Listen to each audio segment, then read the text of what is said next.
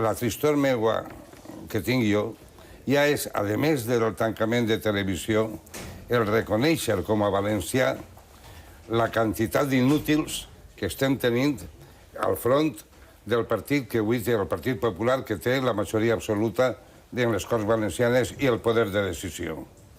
Però les coses s'han de fer ben fetes. Les coses no se poden fer com s'han fet ara sol.